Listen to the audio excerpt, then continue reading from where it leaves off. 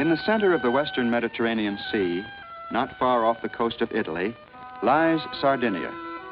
This rocky island place is a natural fortress, and yet Sardinia has never been populous enough to defend itself. And so for thousands of years, this strategic bit of land has fallen prey to the invader. Armies of ancient Greece and later the Romans all came to conquer and to plunder. And there's evidence of earlier invasions. These stone towers, called nurages, dot the island everywhere. No one knows their origin or purpose, for they were constructed before the beginning of history, even before the use of the arch. It's believed, however, that these were the battle towers from which one invader made war against another, while the Sardinians themselves remained aloof, choosing the protection of their granite hills. Here they still live today, unaffected by the modern ways of a modern world. It's true that one modern note was introduced in 1888.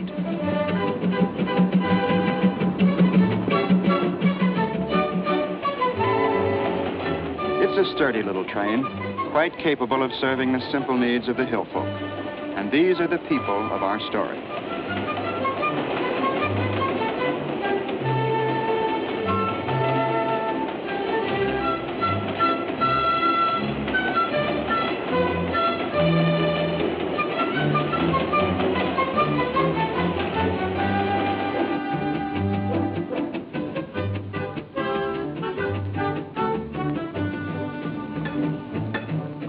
If it looks like the fireman is beating the engine to make it go faster, he is.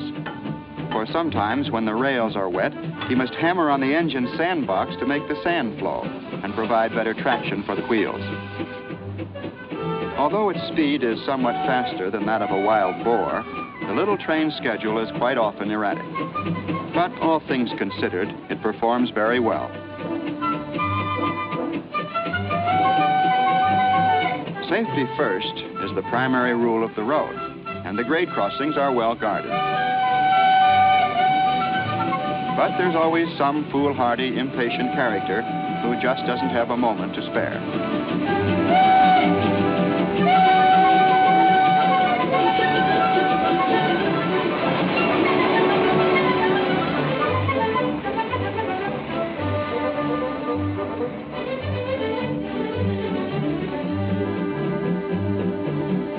Through all the years, the Sardinians have remained independent and self-reliant, always managing somehow to make do with what their island offers. Much of this land is so rocky, it can be tilled only by scratching the thin topsoil with sticks, and so poor, it will produce only barley. So the reaping must be carried out as gently as picking flowers, to preserve each precious grain. And by dint of this careful doing, in the end, the farmers have a crop. This is another and more unusual mountain harvest, chestnuts. And in Sardinia, chestnuts aren't used just for stuffing turkey. They're carefully stored and serve as a vegetable throughout the lean winter months.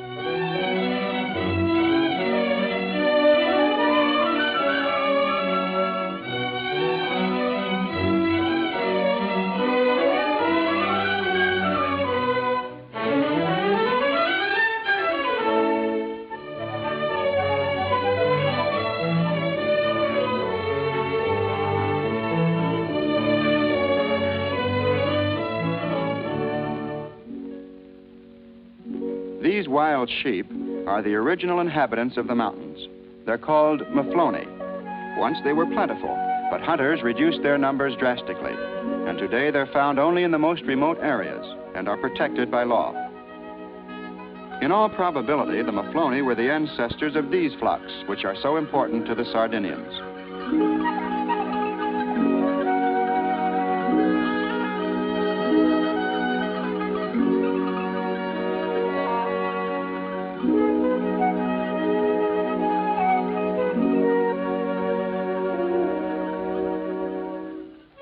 In addition to wool, the sheep provide a basic item in the Sardinian diet.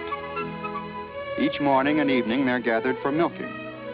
Later, the milk will be converted into cheese.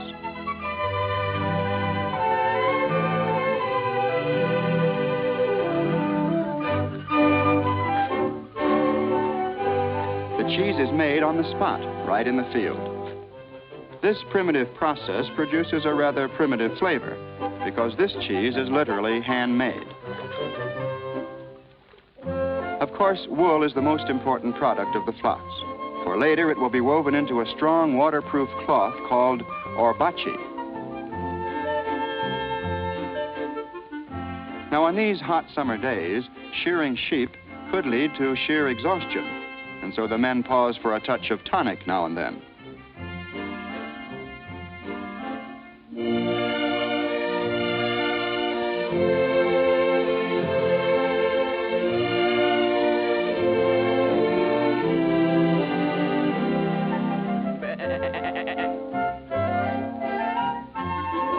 Although the sheep have lost their winter woolens, the memory seems to linger on.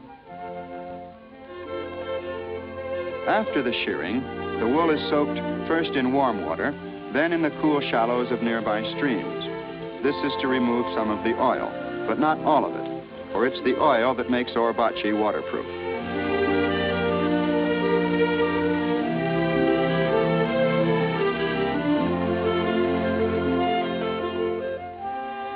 After drying, the wool is carried down into the village where it will be spun into yarn for weaving.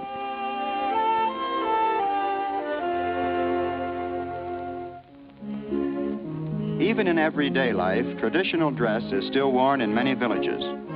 Here, with balls of homespun wool, the women folk are laying out the long threads of the warp before putting it on the loom.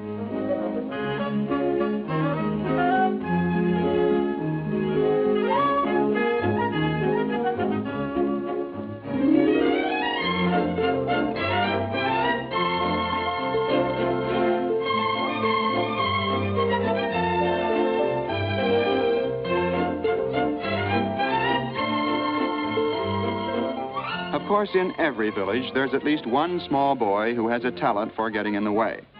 He means well, but he's not much of a help in this laying out process. Perhaps they should have laid out the small boy first.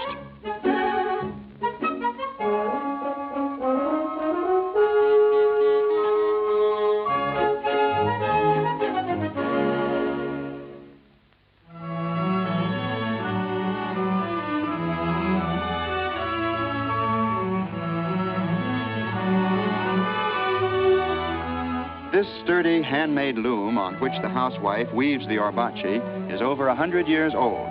The design has been in use for thousands of years, but it still does an excellent job.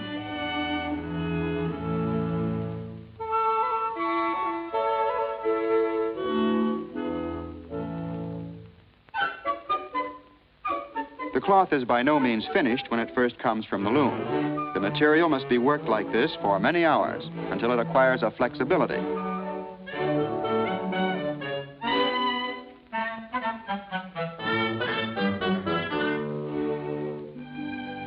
The versatile orbachi is used not only in aprons and skirts for everyday wear, but a lighter variety forms an important part of the colorful costumes worn for gala events. The needlework is intricate, artistic, and exact. All the dyes used are homemade from roots and berries, and they never run or fade.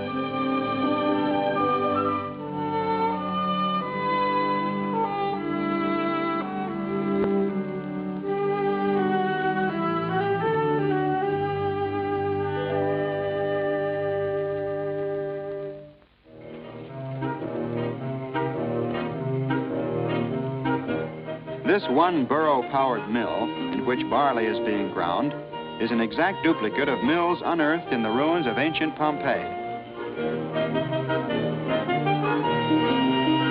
The burro wears a blindfold to keep him from getting dizzy, but nothing has been provided to keep him from getting bored.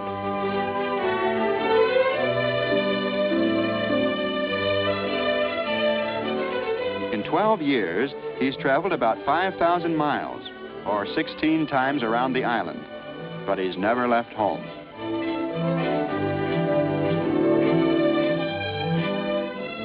Lunchtime, and a whole morning's work has produced about 5 pounds of flour.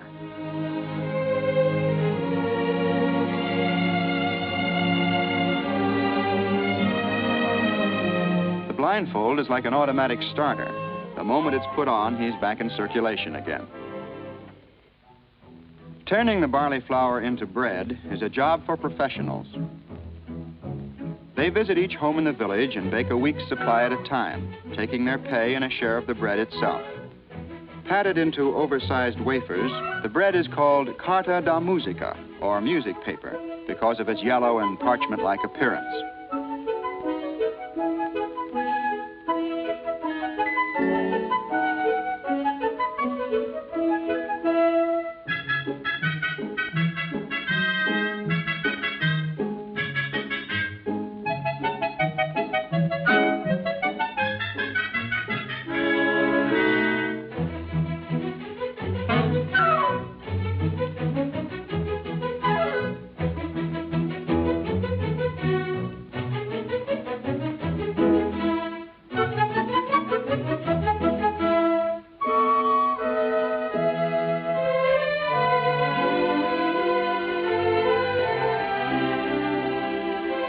This remarkable bread eliminates the age-old problem of dishwashing, for it's not only good to eat, but when split in half, it becomes the plate on which dinner is served.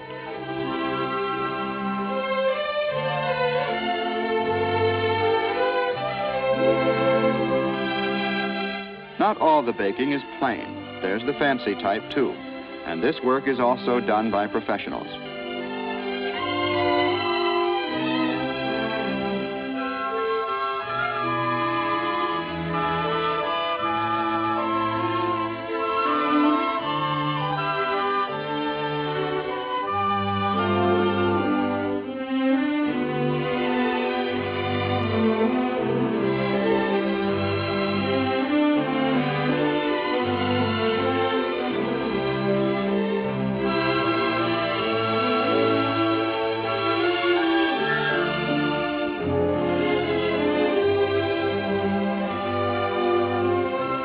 Now, of course, these aren't part of the daily diet.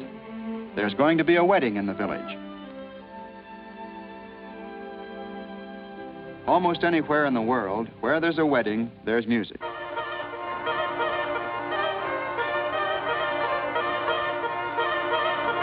These pipes are distantly related to Scotch bagpipes, but here one's cheeks must serve as the bangs.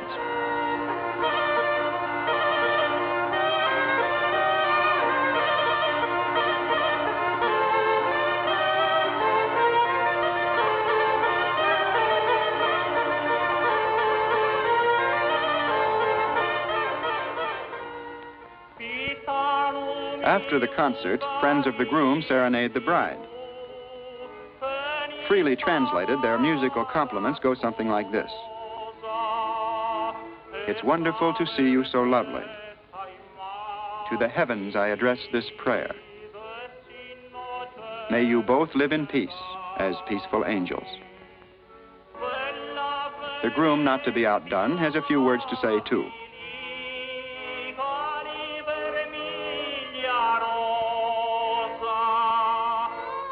And now each of the bridesmaids must have her turn.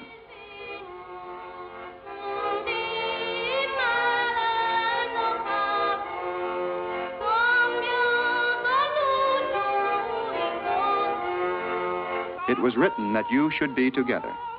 Although destiny has allowed your eyes to meet but once, still it is enough.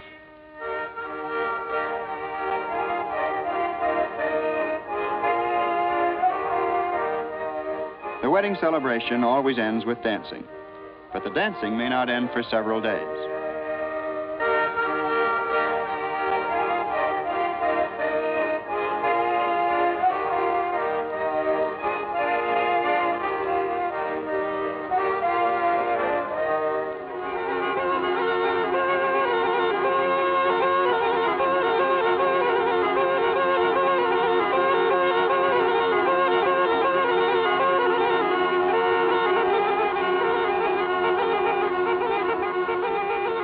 Like all hard-working people, the Sardinians make the most of their holidays and festivals.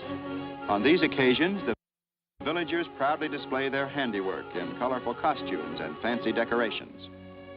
Sometimes they'll work and save for months to prepare for a few hours of merrymaking.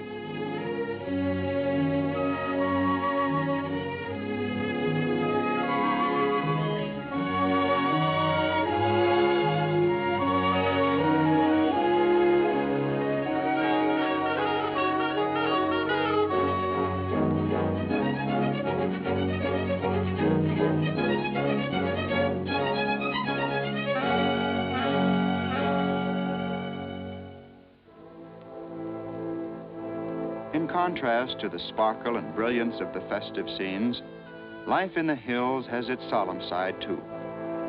For on this bleak and wintry day, the body of a shepherd who has died in the hills is brought into the village.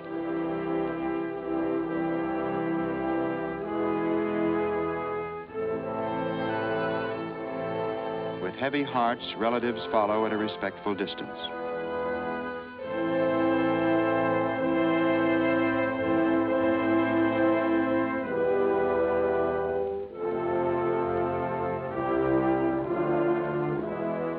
Before entering the presence of the dead, each dons the black cowl of mourning.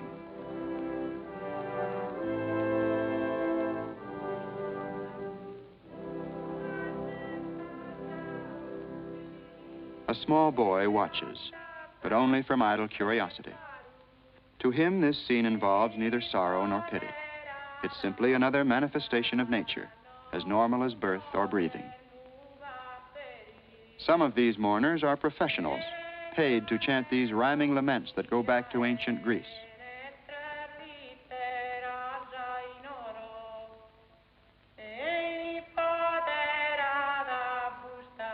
In this classic ritual, the verses are committed to memory, and if one mourner forgets her part, another quickly takes over.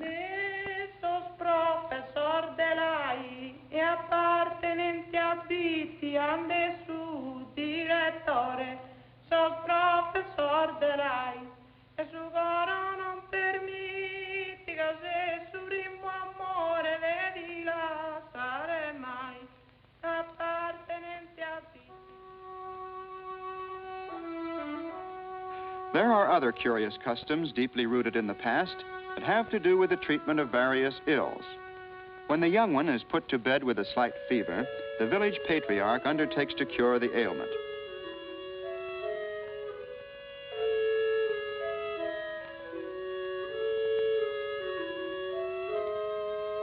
This time, the cure is to be produced through the magic of sparks struck from steel. The boy may seem a bit skeptical, but actually he has an inherent respect for the older generation and all its traditions. The origin of these peculiar rites is lost in antiquity, and even the old man can explain only how these things are done, but not why. Here's another and even stranger cure for an extremely rare ailment. It seems that if an owl flies over a child as he leaves the house at night, the child may not grow anymore. So to determine whether this tragedy has actually occurred, the child is measured. And if his reach exceeds his height, it's proof that the worst has happened. Steps must now be taken to counteract the evil influence of the owl. The ingredients for this process are the string with which he was measured, a lock of his hair, and a piece of his clothing.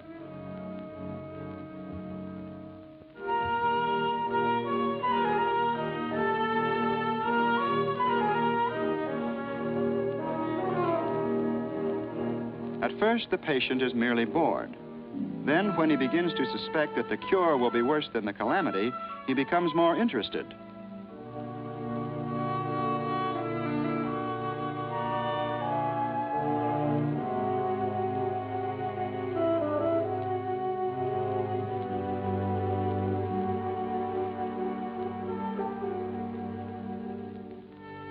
When all the important ingredients are reduced to ashes, they're mixed with black coffee and administered with the proper incantations.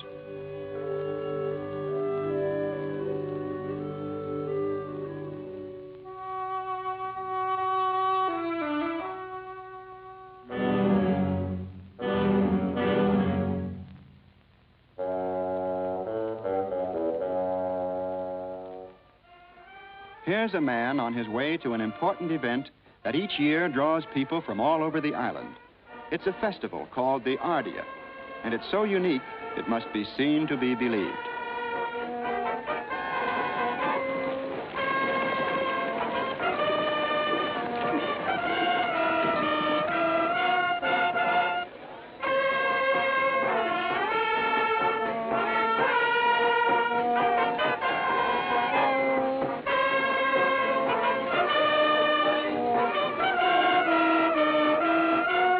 The Ardea is a reenactment of an incident involving a troop of Sardinian cavalry who rescued Constantine's banner in an ancient battle at the gates of Rome.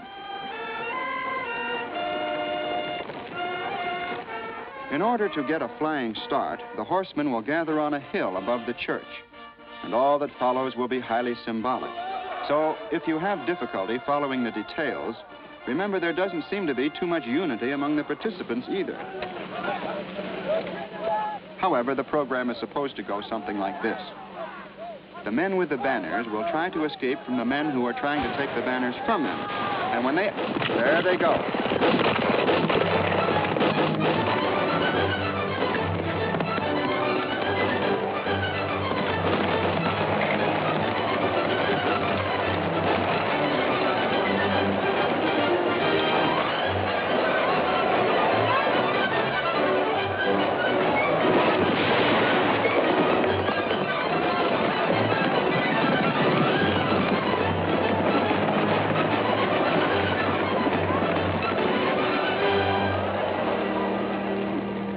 And when you think the whole thing's over and peace is restored, you discover it's just getting started. They still have to ride 9 more times around the church. And here we go again.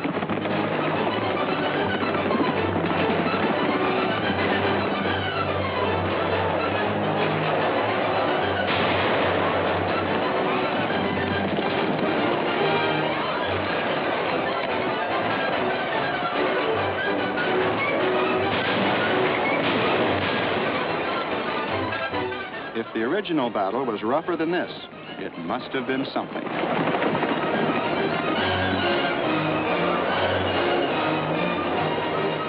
And so on into the night.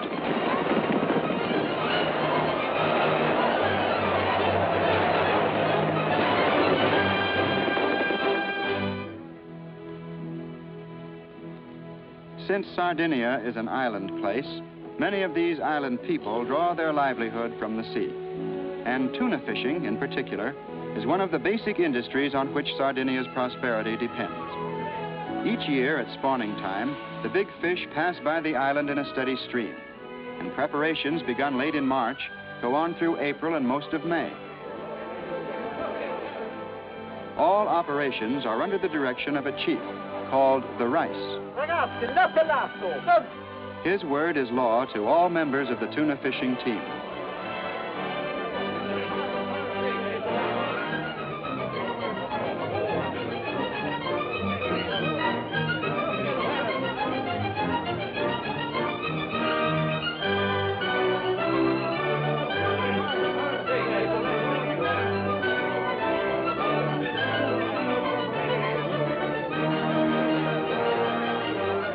Nets seem hardly strong enough to hold a tuna, and they're not intended to.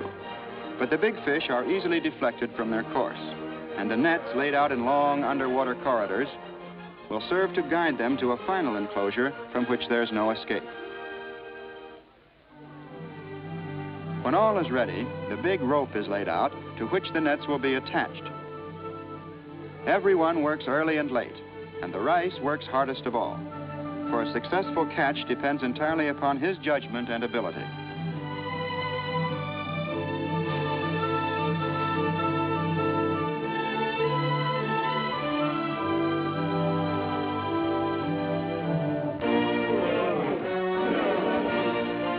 When the rope is finally in place, it stretches out 2 miles from the shore, and then the laying of the nets begins.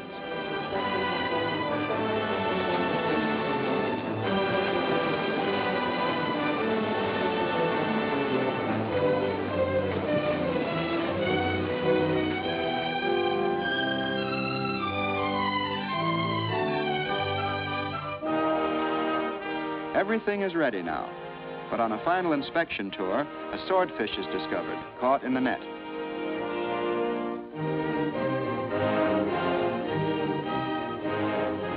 In his threshing about, he's ripped holes in the giant snare, and they must be repaired.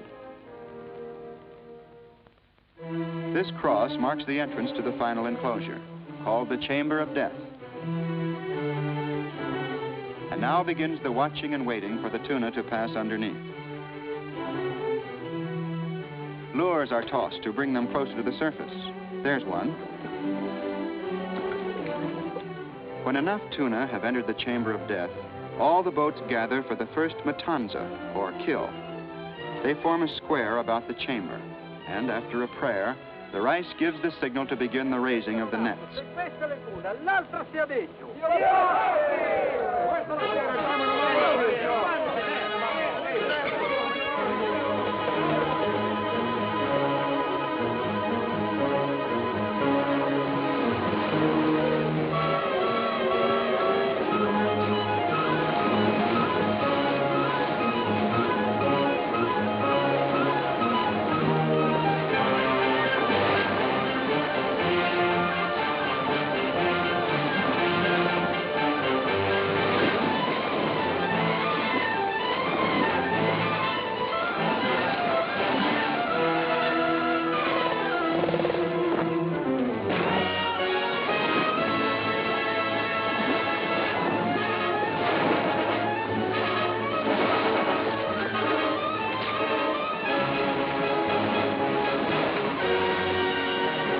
When it's time to begin the gaffing, the rice lays down his oar as the starting signal.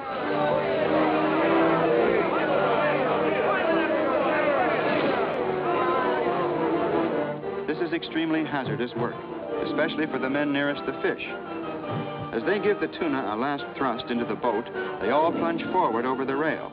This is to avoid the lash of the powerful tail that might break an arm or even a back.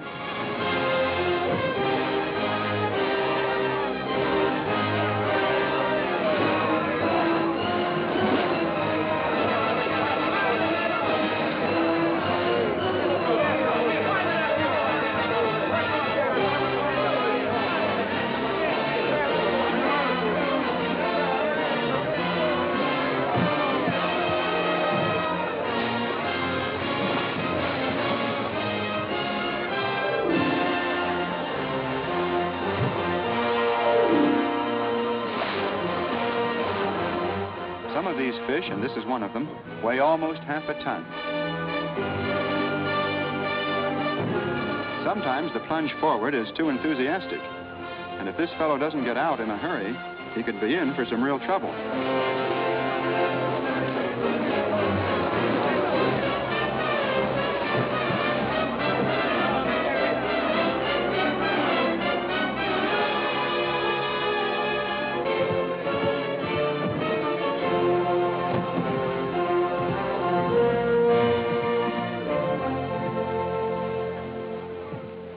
With the close of day, the run for home is made with light hearts and a heavy cargo.